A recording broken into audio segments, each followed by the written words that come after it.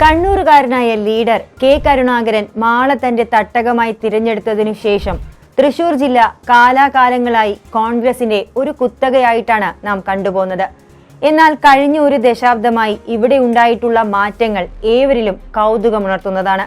അതിന്റെ പ്രകമ്പനമാണ് 2021 നടന്ന നിയമസഭാ തെരഞ്ഞെടുപ്പിലും പിന്നെ 2024 നടന്ന ലോക്സഭാ തെരഞ്ഞെടുപ്പിലും സംസ്ഥാന രാഷ്ട്രീയത്തെ തന്നെ ഒരു പുതിയ ദിശയിലേക്ക് നയിക്കുന്നോ എന്ന ചോദ്യം നമ്മളിൽ ഏവരിലും ഉയർത്തിയത്.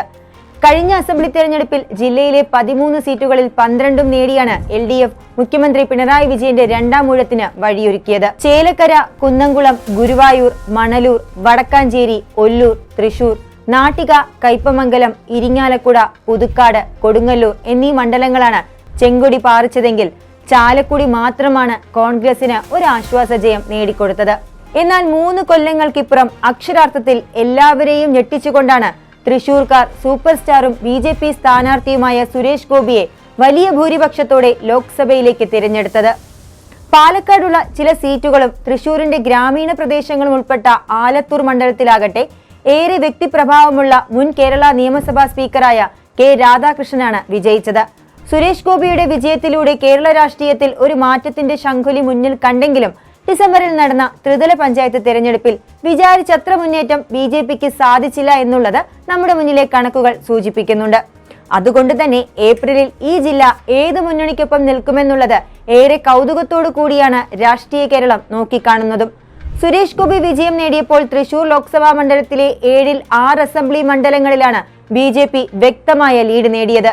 എന്നാൽ ത്രിതല പഞ്ചായത്ത് തെരഞ്ഞെടുപ്പിൽ BJPക്ക് ഒരു ചലനവും സൃഷ്ടിക്കാൻ സാധിച്ചില്ല എന്നുള്ളത് തൃശൂർക്കാർ വീണ്ടും LDF പാളയത്തിലേക്ക് ചേക്കേറിയോ അതോ ഒരു ഭരണമാറ്റത്തിനായി UDFനൊപ്പം നിൽക്കുമോ എന്ന ചോദ്യം ഉയർത്തുന്നുണ്ട്.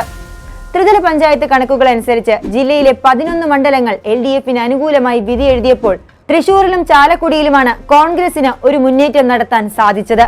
2021 തെരഞ്ഞെടുപ്പിൽ തൃശൂർ കോൺഗ്രസിന് നഷ്ടമായത് കേവലം 1000 വോട്ടുകൾക്ക് താഴെയാണ്. അതിനു തൊട്ടുമുന്നേ നടന്ന കോർപ്പറേഷൻ തെരഞ്ഞെടുപ്പിലും തൃശൂർ കോൺഗ്രസിനെ കൈവിട്ടിരുന്നു. കോൺഗ്രസിലെ ഒരു വിമത നേതാവായ MK വർഗീസ് ആണ് തൃശൂർ കോർപ്പറേഷനിലെ ഭരണം LDFന് പിടിച്ചെടുക്കാനെ സഹായിച്ചത്. എന്നാൽ ഡിസംബറിൽ തൃശൂർക്കാർ കോൺഗ്രസിന് ഒരു വലിയ വിജയമാണ് സമ്മാനിച്ചത്. ആ തിരിച്ചുവരവ് തന്നെയാണ് തൃശൂർ അസംബ്ലി മണ്ഡല തലത്തിൽ 9966 അധിക വോട്ടുകളോടുകൂടി കോൺഗ്രസിനെ മുന്നിലെത്തിച്ചതും.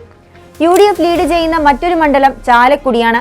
2021 സജീവ് കുമാർ ജോസഫിനെ 3000-ൽ പരം വോട്ടുകൾക്കാണ് വിജയിപ്പിച്ചതെങ്കിൽ ഡിസംബറിൽ ഈ മണ്ഡലതലത്തിൽ UDF ലീഡ് 11882 വോട്ടുകളാണ്. മറ്റു 11 മണ്ഡലങ്ങളിലും പഞ്ചായത്ത് തിരഞ്ഞെടുപ്പിൽ നേട്ടമുണ്ടാക്കിയത് LDF മുന്നണിയാണ്. പക്ഷേ അത് പറയുമ്പോൾ തന്നെ LDFന് അനുകൂലമായ ഒരു ഈസി വാക്ക് ഓവർ ചില മണ്ഡലങ്ങളിലെങ്കിലും ലഭിക്കുമെന്ന് നമുക്ക് കണക്കാക്കാൻ സാധിക്കില്ല. ഇതിൽ പ്രാധാന്യമർഹിക്കുന്ന 3 മണ്ഡലങ്ങൾ ഗുരുവായൂർ, വടക്കാഞ്ചേരി, ഒല്ലൂർ എന്നിവയാണ്. ഏറെക്കാലമായി CPM സ്ഥാനാർത്ഥികളെ വിജയിപ്പിച്ചിട്ടുള്ള ഗുരുവായൂരിൽ LDFന് ഡിസംബറിൽ നേടാൻ സാധിച്ചത് 1281 വോട്ടുകളുടെ ലീഡാണ്. വടക്കാഞ്ചേരിയിലാകട്ടെ 1146 വോട്ടുകൾ മാത്രവും. നിലവിലെ CPI നിയമസഭാ കക്ഷി നേതാവും റവന്യൂ മന്ത്രിയുമായ K രാജന്റെ മണ്ഡലമായ ഒല്ലൂരിലും സ്ഥിതിഗതികൾ വ്യത്യസ്തമായിരുന്നില്ല.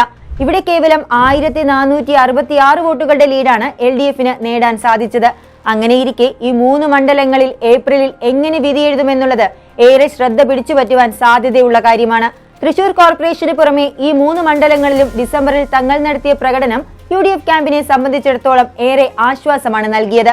അസംബ്ലി തെരഞ്ഞെടുപ്പിൽ ഈ കാരണങ്ങളാൽ ജില്ലയിലെ പകുതിയിലേറെ സീറ്റുകളും പിടിച്ചെടുക്കാൻ സാധിക്കുമെന്നാണ് UDF ഇപ്പോൾ വിശ്വസിക്കുന്നത്. വലിയ നേട്ടമൊന്നും നേടാനായില്ലെങ്കിലും BJP നേതൃത്വം നൽകുന്ന NDA ഏപ്രിലിൽ സജീവമായി തന്നെ രംഗത്തുണ്ടാകുമെന്നുള്ള കാര്യത്തിലും സംശയമില്ല. തൃശൂർ, ചാലക്കുടി, ഗുരുവായൂർ, ഒല്ലൂർ, വടക്കാഞ്ചേരി എന്നീ മണ്ഡലങ്ങൾക്ക് പുറമെ UDF നോട്ടമിട്ടിട്ടുള്ള മറ്റ് 2 സീറ്റുകൾ നാട്ടികയും ഇരിങ്ങാലക്കുടയുമാണ്.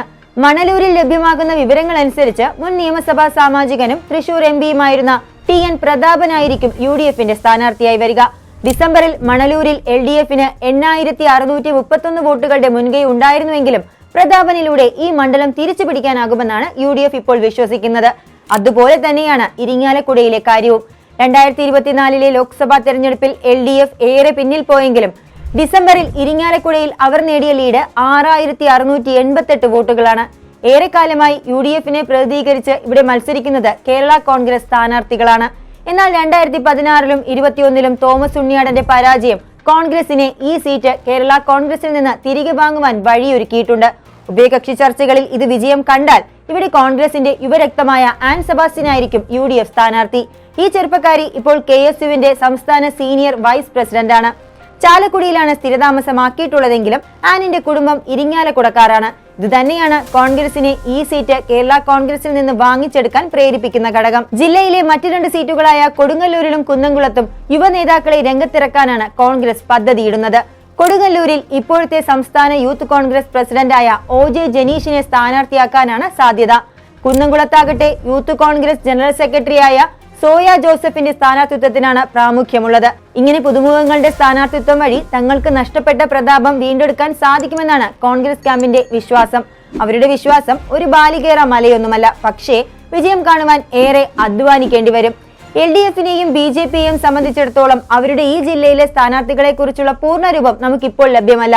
ഒരു വേള കൂടി LDFനെ ചേലക്കര, കയ്പമംഗലം, പുതുക്കാട് എന്നീ മണ്ഡലങ്ങൾ അനുകൂലിക്കാൻ സാധ്യതയുള്ളപ്പോൾ തൃശൂരിലെ മത്സരം ഏപ്രിലിൽ തീക്ഷ്ണമായിരിക്കും എന്ന് നമ്മളിൽ ഒരാൾക്കും തർക്കം വേണ്ട. നമ്മുടെ മുൻപോട്ടുള്ള യാത്രയിൽ എറണാകുളം ജില്ലയിലെ കണക്കുകളും വിജയ സാധ്യതകളുമായി നാളെ കാണാം. കൂടുതൽ വാർത്തകൾക്കും വിശേഷങ്ങൾക്കും ഞങ്ങളുടെ channel like, share and subscribe ചെയ്യുക. കൂടാതെ സബ്സ്ക്രൈബ് ബട്ടണിലെ ബെൽ ഐക്കൺ ഇനേബിൾ ചെയ്യാനും മറക്കരുത്.